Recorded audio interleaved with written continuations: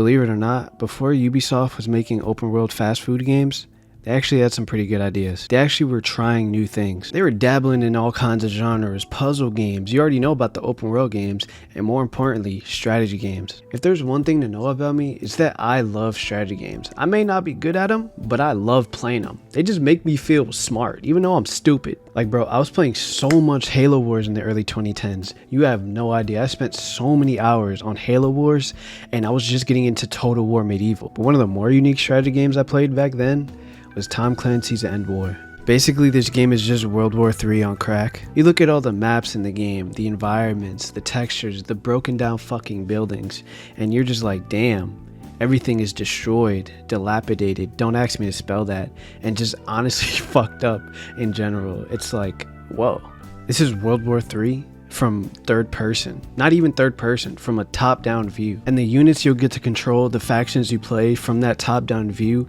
whether it be the US Army, the Russian Spetsnaz, or the European Federation. Each faction has their own little unique play style, but what really kind of sets this game apart from other strategy games is the voice commands and just the general immersion in the game. Now, I've never seen this in any other strategy game, but in this game you can literally talk to your units, your squad, your troops, and you can just command them. It makes you feel like an actual commander, which is, I guess, the point, low-key.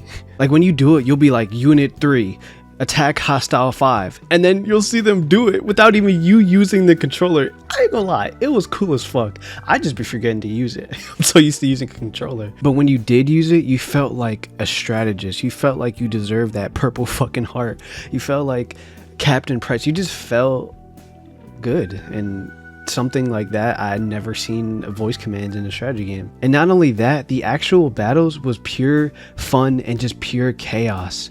The tanks, buildings fucking crumbling, explosions everywhere. Fucking Washington DC for me is my favorite map, either that or Moscow, I believe. Those are my favorite fucking maps because it felt like you're actually there in Washington fighting for the capital city or the capital city of Russia or Washington DC, whatever the case may be. You felt like you're in the middle of a full-on fucking World War III.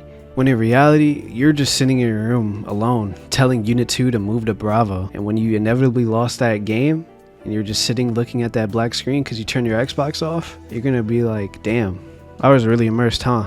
I was really locked in. But another game that really kept me locked in is Ruse. You see, this game, along with Halo Wars, are probably the pinnacle of my childhood when it comes to strategy games. That's because you remember in MW3 when Makarov was like, all warfare is based on deception.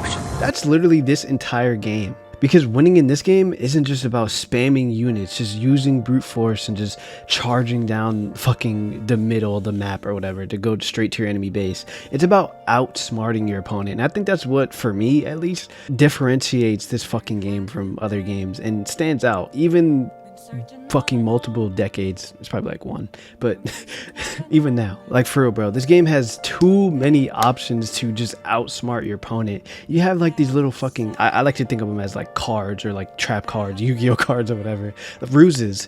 You have these ruses where you can do a whole bunch of shit. You can use spy, you know, to see if what kind of enemies there are. You can build your own fake bases. You can deploy decoy units in certain sectors to fucking lure out an opponent. I was playing with bots, so I don't know if they fell for it or not, but you can do that. You can use radio silence to hide where your units are going so they won't anticipate where you're going and pre-place units or something along those lines, you know? It's just so cool. Another thing that was kind of fire about this game is when you zoomed out all the way, you could see the war room strategy fucking map. You could just see the whole entire board. Like you're actually playing a board game or you're in a war room. It was actually fire. It kind of sold the immersion, okay? When you finally zoom back in though, you'll get even more immersed because you'll hear all the sounds of the tanks. It's a World War II strategy game, so you'll see like Shermans and shit and a whole bunch of B-17 bombers and Panzers on the German side. You got all different types of shit. You'll see and hear all those different kinds of sounds. Do they have Japanese in this game? I'm not even sure. They actually do. It's actually DLC because I remember one of my friends back in the day used to play as Japan, which is cool. It's pretty cool. But you know what's crazy? Coming back to this game to record gameplay versus a 13-year-old me who was able to pick up this game and just be decent at it, or at least understand what I'm doing. I had to look at a YouTube tutorial to look at a fucking YouTube tutorial because I literally had no idea what I was doing when I was recording this game for the first time in a long fucking while. But even though I was still getting my ass whooped by easy fucking bots, easy Germany, easy Russia, my fucking bot surrendered on my team, I was still having fun. And I was still learning with each game, which is, it's been a while since I actually felt like that, where I would learn something new each game. Like, I love to feel like that. That's why I hate, but I also love puzzle games, because they make me feel like I learned something new every single session. So yeah, even though they weren't the best strategy games I've ever played in my life, they're probably the most unique. The ones that kind of stand out, and the ones that especially stand out because they're published and one of them is made by Ubisoft. It's like, what? Ubisoft made this? Nah. This was at a time when people were doing shit differently. People cared, were more creative. Nowadays, they just make open world fast food. And I kind of like fast food every now and then, but these games right here are kind of like rare delicacies. I don't like the way I said that word. But yeah, both of these games are pretty good. I played them a lot when I was a kid, and I hope you did too.